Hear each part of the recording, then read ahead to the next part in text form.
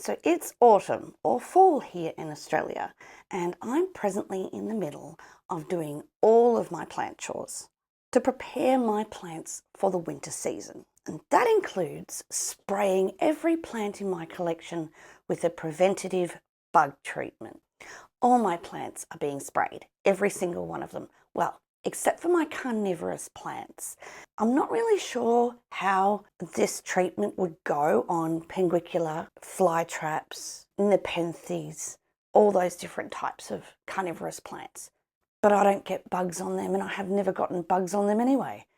Any bug that goes on them dies. That's kind of the point. So they don't get sprayed. But big plants, small plants, velvet leaf, anthuriums and philodendron, monstera, you name it, it's all being sprayed with a little concoction we like to call garlic alcohol. So I'll be doing this treatment in autumn and again in spring. So twice a year, everything gets sprayed. And if I happen to get an outbreak of some sort of creature or bug, then I'll be doing spot spraying. So just spraying that plant and then the immediate plants around it, just in that section. Now this treatment is amazing. It is completely organic, which means it is pet safe, and it's highly effective on lots of different types of bugs. Scale, mealybugs, thrips, aphids. I'm told snails, but I use something different. I use hydrogen peroxide 3% for snails, but that's probably a different video. 3 primary ingredients in here are all super cheap and readily available from either a chemist, a pharmacy, or a hardware store. Being super cheap makes it easy on the hip pocket, and don't we all need that sort of help in today's economy? So this spray kills on contact. So if any bugs are hiding unseen, they won't be there after the treatment. Now, credit where credit is due. This is not my recipe or my concoction.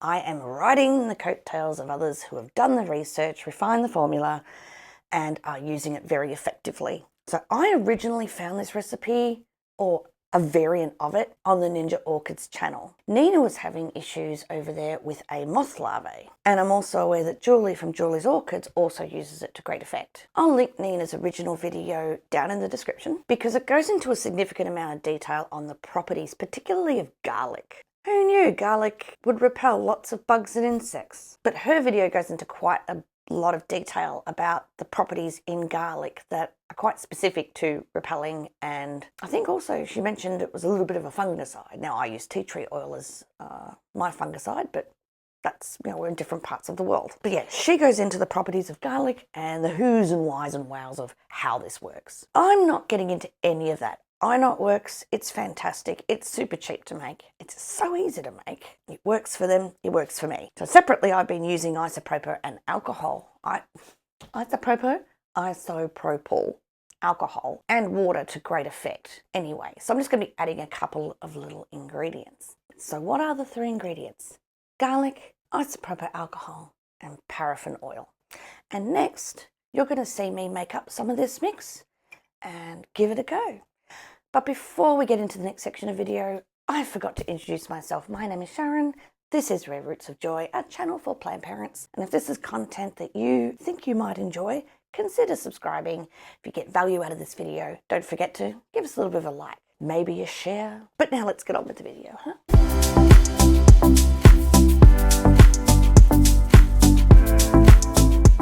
Okay, so first things first. Let's go over the list of things that you're going to need to be able to make up your garlic alcohol solution.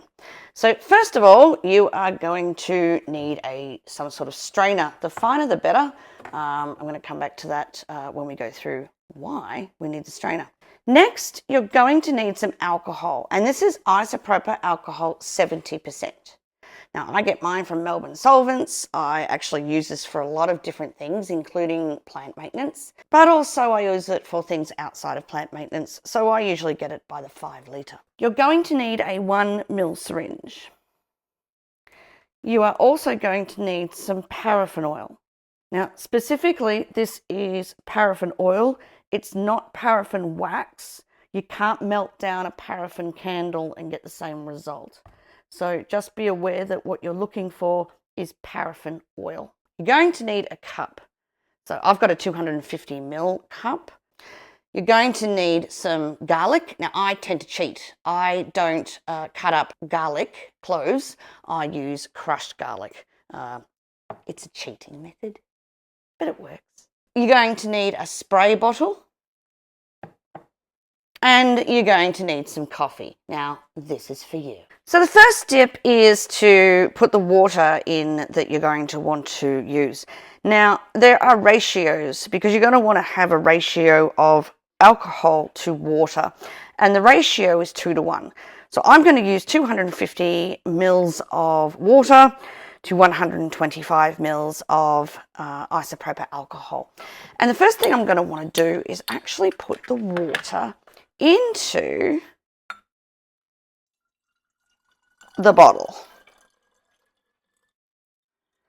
Now, I'm not going to put the alcohol in yet, and I'll tell you the reason why in a minute. But the first thing I'm going to want to add to this is my alcohol. Now, I use alcohol. Crushed garlic. Now, I use just a crushed garlic. Other people will use actual garlic cloves and they'll chop them up. They'll put them in, and you can do that. That's fine. I can't be bothered, and I like the cheaters method. So if you're going to put cloves in, you want to put about 5 in. I don't use quite enough, or I don't use quite up to 5 in, I guess, equivalent. But I do want to put in about 3. And I'm using the back of the spoon, you notice, because it's a lot easier to actually get it into the neck of said bottle. And I've put about 3 end of the scoops in with that. Now, what I want to do now is I want to infuse the garlic into the water. So I'm going to give it a good shake. Give it a good shake for about 30 seconds or so. Nice shake. And all of the oils and all the goodness from the garlic is going to be transferred from the little garlic pieces into the water. Now, I'm going to sit and wait for about 15 minutes because I want to give that garlic a chance to release everything it's going to release into the water, and then we're going to strain it. So we'll come back in about 15 minutes and we'll do the next step. Okay, so around 15 minutes has passed. I'm going to get the alcohol and the strainer just out of the way here for a minute. And we've got now a really nice solution of 250 mils of water and some crushed garlic. Now it is time to strain everything. And I want to do this before I put in the alcohol, and I'm going to want to use a strainer for this purpose. Now, I do this before I put in the alcohol because alcohol evaporates very, very fast once the lid is off. And if I'm going through and straining all of this and putting it back in the bottle and straining it some more, which is exactly what I'm going to do, then I'm going to lose some of that alcohol, and I actually don't want to do that. So here you can see all the alcohol bits that garlic. This is garlic. You can see all the garlic bits that have strained from the solution, and you can see the solution underneath. Now I'm just going to get rid of this. This just goes straight down the sink or in the bin. Now that I've cleaned that up, I want to put this back in the bottle. And once I do that, I'm actually going to strain it one more time, because I want to make sure that all of those, see, all of that is going to clog this.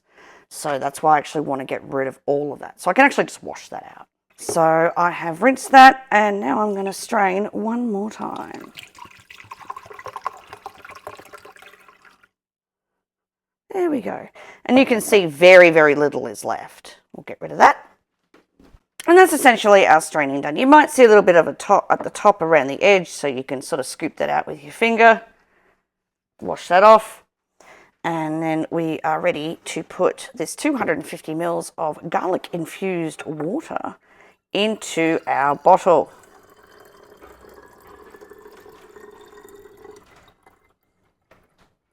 That's pretty good. I'm quite happy with that. It doesn't seem to be a lot. So there's a bit of sediment there. I'm actually just going to get rid of that as well. So the better straining job you do, and a finer, more finer strainer would probably be better. But that's good enough. Around 250 mils, there was very little left in that. So now I'm going to want to add the isopropyl alcohol. And for that, I want my cup back. Okay, and you can use the same cup. There's no reason why we want to use a different cup. And I want to put in 125 mils of the isopropyl alcohol. And as I said, once you take the lid off, this starts to evaporate. So you want a motor. Keep it covered. And we add the we add the isopropyl alcohol. So we've done that. We don't need the isopropyl alcohol anymore. Now that's continuing to evaporate, but the evaporation will be a lot less because it's now being mixed with water. So, paraffin oil. Now there's no exact science to this, but what I use, let's just say you don't want to use too much, because what this is going to do is put a little waxy coat on your plants.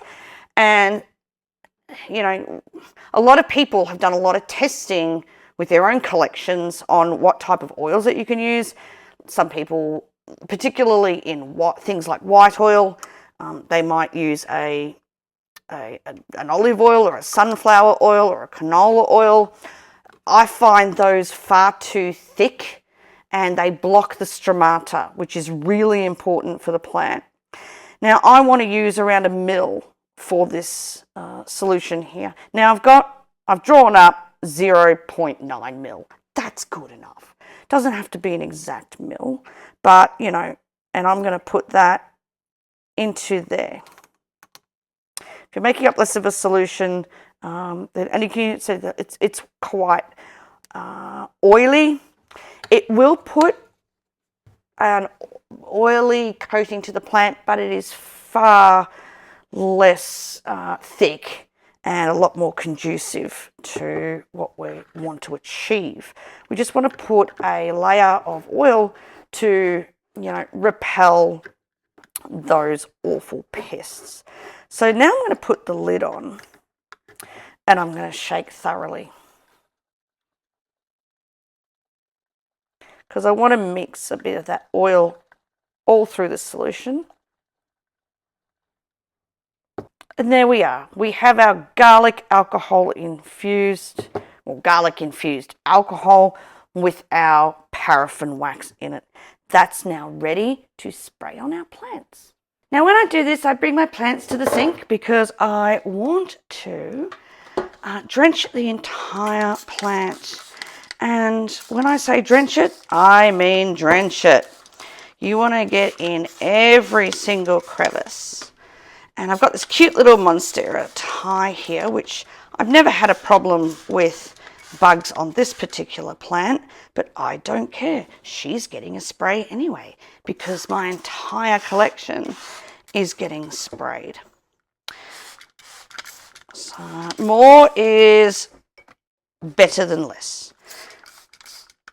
So, and hopefully this will mean once I've sprayed everything, and once I've sprayed everything in the collection, I will only ever have to spot treat. It's with a bit of garlic alcohol, same solution. But that plant has been sprayed. Want to make sure I get inside all of the crevices in there. And because it doesn't actually matter that I've got some on the roots. This solution is 1 part isopropyl alcohol, 2 parts water. The water will overtake the alcohol. It won't dry out the roots. But it's probably also a good idea if you give these a good water the day before you do this. I watered this plant yesterday. I don't need to water it again. So, so they're nice and hydrated by the time you get to actually do this. So I'm going to just make sure absolutely that everything is done. Oh.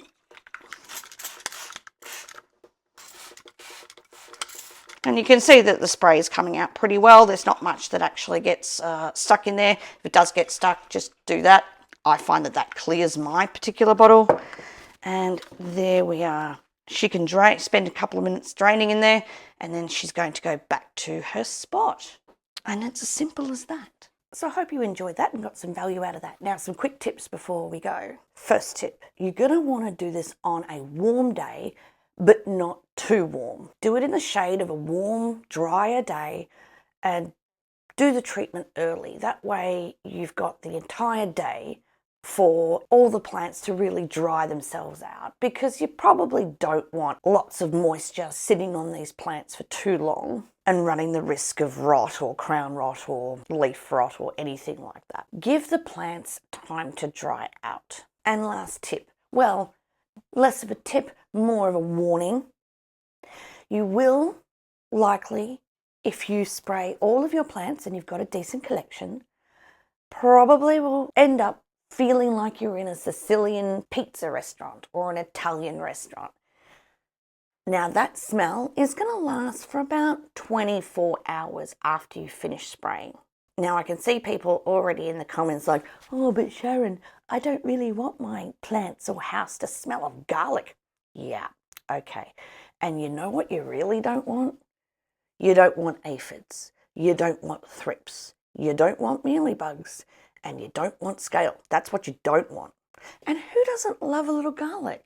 And me, I love Italian food. So if my place is going to smell a little bit like a pizzeria or got a garlicky smell about it, honestly, yum. But if it is something that will either irritate you or you really get turned off by the smell of garlic, find something else. Don't use this. Well, that's it today. Thank you so much for coming, and we'll see you in the next one. Bye.